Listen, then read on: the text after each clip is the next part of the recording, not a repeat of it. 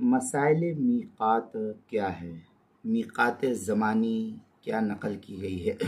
چنانچہ حج کے مناسک کی ادائیگی کے لیے شرعاً ایک وقت مقرر ہے جس کو میقات زمانی کہا جاتا ہے۔ یہ شوال، ذیقعدہ اور ذی الحجہ کے ابتدائی 10 دن شمار کیے گئے ہیں میقات زمانی کے اعتبار سے۔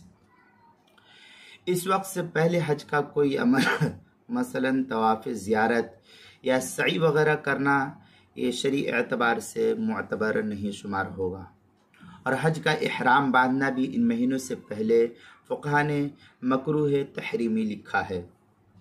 اس لیے شوال کا مہینہ شروع ہونے کے بعد ہی حج کے اعمال کا آغاز انسان کو کرنا چاہیے۔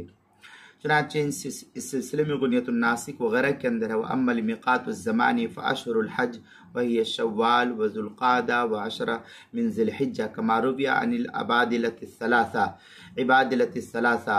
یہ غنیۃ الناسک کی عبارت ہے، صفحہ 49، در مختار جو زکریہ بک ڈپو دیوبند کا ہندی نسخہ ہے، اس کی تیسری جلد صفحہ 474 پر ہے۔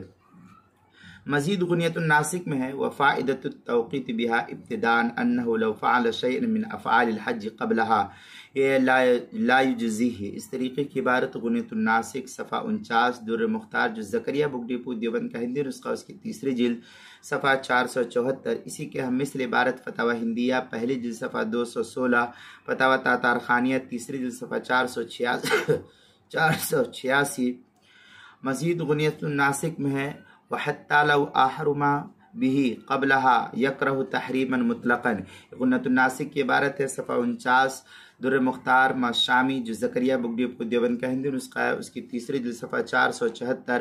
کتاب المسائل تیسری جلد صفحہ 100 پر عنوان ہے مسائل میقات زمانی کے تحت جو ہے اس کو نقل کیا گیا ہے۔